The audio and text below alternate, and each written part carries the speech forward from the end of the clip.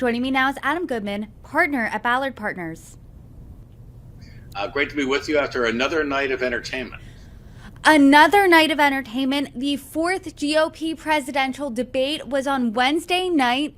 Let's get started. What were your takeaways? Well, yeah, certainly I think there was no breakaway moment for anybody. I think on balance, the former ambassador Nikki Haley did well. I think actually Chris Christie did very well. Not that he has a chance necessarily to seriously compete for the Republican nomination, but he was the adult in the room and showed the kind of thing we've seen in past debates. And of course, he's a veteran of debates, where he kind of reins everybody in and says, look, boys and girls, let's put it where it really is. His defense at one point of Nikki Haley, I think, was telling the governor of Florida did pretty much as expected, which is not necessarily good news for him as he needs to show momentum going into Iowa. And Vivek Ramaswamy does what he always does, which is he gets everybody's hair, on fire at different points about different things. And even though the former president, Brittany, was not on stage, Vivek, in a sense, is serving as, you might say, the de facto attack dog for the former president, as if he were on the ticket running as his vice presidential running mate.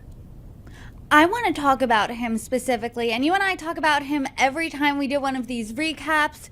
He doesn't come across as likable, which he was questioned about, or about like sowing division on the stage within the party. But something that he said, I want to get your opinion on if this punch landed. He said something to the effect to Nikki Haley, I bet you can't even name 3 regions in eastern Ukraine.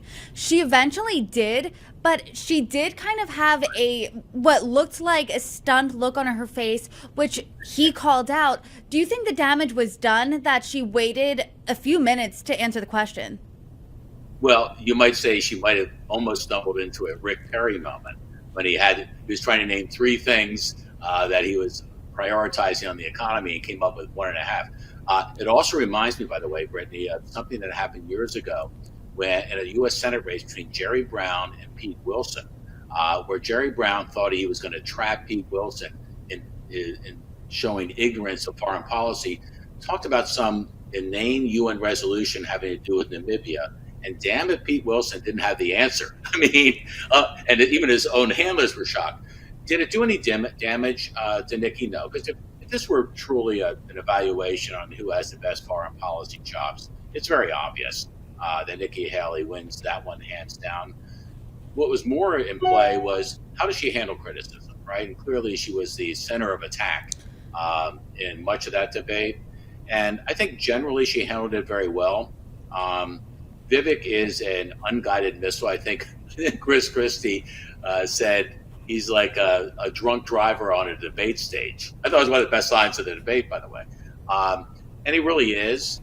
And the effect he's trying to have is, as a disruptor, is to disrupt the normal flow of things. And the other thing, Brittany, is in a way you're seeing profiled on stage this schism in the Republican Party between MAGA and the establishment, and MAGA being represented more, I think, by Nikki Haley and Chris Christie, and MAGA more certainly by Vivek and to some extent Ron DeSantis. So, and that's a debate that is ongoing well beyond presidential television debate stages.